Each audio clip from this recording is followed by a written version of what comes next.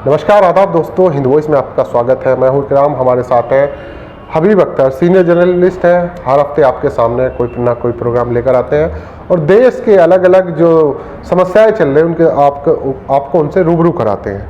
आज हम एक अहम मुद्दे पर बात करने वाले हैं। मुद्दा ये है कि अभी पिछले हफ्ते 122 लोगों को तकरीबन बाइज्जत बरी किया है सुप्रीम कोर्ट ने, जिन पर सिमी संगठन से जुड़ने का आरोप था, जो जिसे आतंकवादी करार दिया गया था कि वो आतंकवाद फैलाता है, और उन सभी पर आतंकवाद का एक तरह से आरोप था। वो सभी बरी हुए, लेकिन तकरीबन ये समय 19 से 20 साल का लगा। और इस बीच उन्होंने जो कुछ झेला होगा वो आप लोग समझ सकते हैं। अगर किसी पर टेररिज्म का एक इल्ज़ाम लग जाता था तो उसके घर वालों की ज़िंदगी बर्बाद हो जाती, उसकी खुद की तो हो ही जाती थी, और समाज में उसका एक अलग ही चेहरा बन जाता था। इस पर कोई मीडिया बात नहीं कर रहा, न कहीं छोटी मोटी हेडलाइंस आई हैं, इसके अलावा कोई मीडिया बात नहीं कर रहा। इससे पहले मैं एक घटना का जिक्र और करना चाहता हूँ। अक्षरधाम पर जब जो गुजरात वाला अक्षरधाम मंदिर है उस पर जब हमला हुआ था, उसके कुछ दोषी थे जिन्हें निचली अदालत ने 4 लोगों को जिनको मौत की सज़ा सुनाई थी, जिसमें एक मुफ्ती अब्दुल कय्यूम और उससे कई और 3-4 लोग थे। बाद में उस फैसले को सुप्रीम कोर्ट ने बदल दिया। अभी जो नया लेटेस्ट जिसको बीजेपी के जो मिनिस्टर हैं वो हल्ला मचा रहे हैं, उसमें एक आरिज खान है जो बटला हाउस इनकाउंटर हुआ था उसमें वो आरोपी था, और वहाँ पर एक इंस्पेक्टर मोहन शर्मा की हत्या हो गई थी। उसको लेकर उस निचली अदालत ने मौत की सज़ा सुनाई है। चलिए ठीक है, उस पर आरोप है और उसने गुनाह किया है, सुना दें। लेकिन जिस तरह से हल्ला उसे लेकर मचाया जा रहा है, अगर वो 122 लोगों पर भी थोड़ा जिक्र कर देते तो थोड़ा सा शायद नज़रिया बदलता मीडिया के प्रति। सर, मैं आपसे यही जानना चाहता हूँ, जो मैंने इतनी सारी चीज़ें दर्शकों को बताई हैं, ये सब जो हो रहा है, एक को आप बार बार दिखा रहे हैं कि वो गुनाहगार है, लेकिन जो बेगुनाह साबित हुए हैं उन लोगों के बारे में कोई बात नहीं कर रहा। बिल्कुल बात की जानी चाहिए, और बात को मैं जी बेसिक स्थान पर लेकर जाना चाहता हूं। जी जी एक तो ये कि ये जो सिलसिला है जी ये नया सिलसिला नहीं है। जी जी कोई ये सोचे कि बीजेपी गवर्नमेंट आई या बीजेपी का शासन था तब ये हुआ, ऐसा नहीं है। जी ये एक तरह से कंटिन्यू तौर तरीके हैं जो लगातार चले आ रहे हैं। जी कभी कम है कभी ज्यादा है, जी जी सिर्फ इतना है। जी और ताजा मामला 122 लोगों का सामने आया है, जी, जी। लेकिन इससे पहले भी बहुत सारे लोग, और उसमें मुसलमानों की तादाद है, ज्यादा है, लेकिन दूसरे लोगों की भी तादाद है। मतलब गैर मुस्लिम यानी हिंदू, मुस्लिम और किसी और जमात के, धर्म के, जाति के लोग भी इस तरह की चीजों का शिकार हुए हैं। जी तो इसको एक न्याय व्यवस्था का मुद्दा बनाना चाहिए।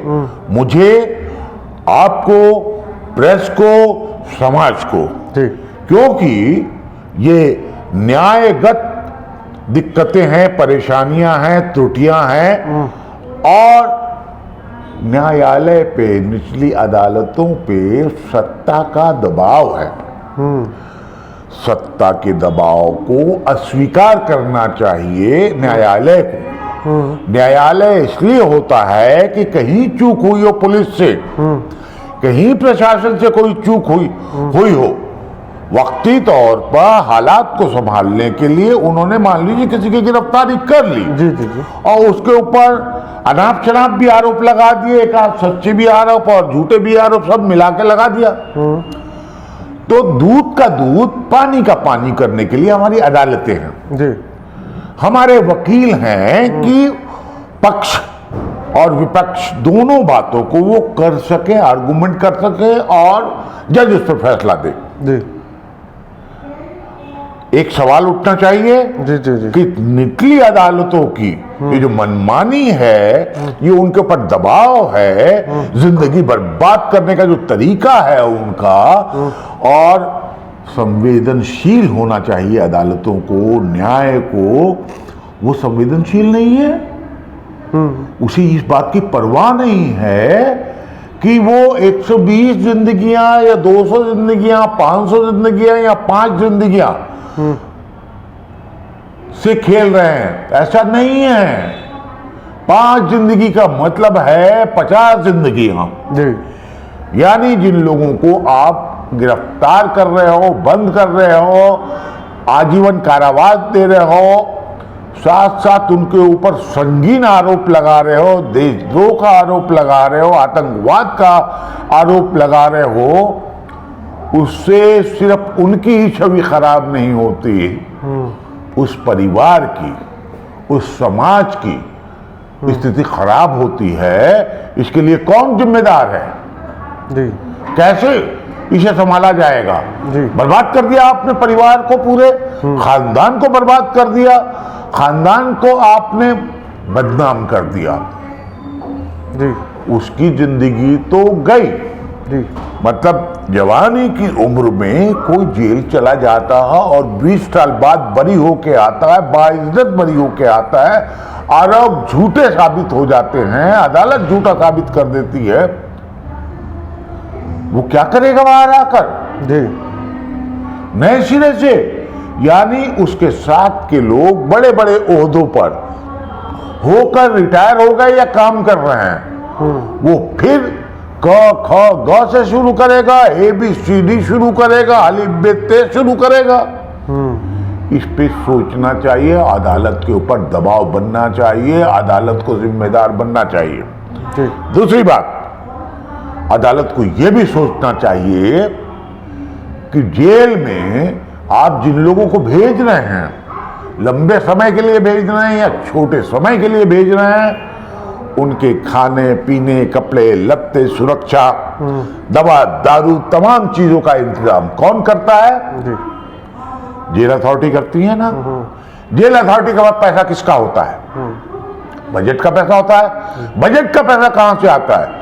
मुझसे, आपसे, इनसे, उनसे, पूरे देश का टैक्स होता है, और टैक्स से बजट बनता है। पुलिस का भी बजट बनता है, जेल का भी बजट बनता है, मिलिट्री का भी बजट बनता है, स्वास्थ्य का भी बजट बनता है। यानी देश पे क्या खर्च होना है विभिन्न हिस्सों में, वो ये खर्च मुफ्त में हुआ, बेकार में हुआ, अदालत के गलत फैसले की वजह से हुआ, हिसाब लगाइए।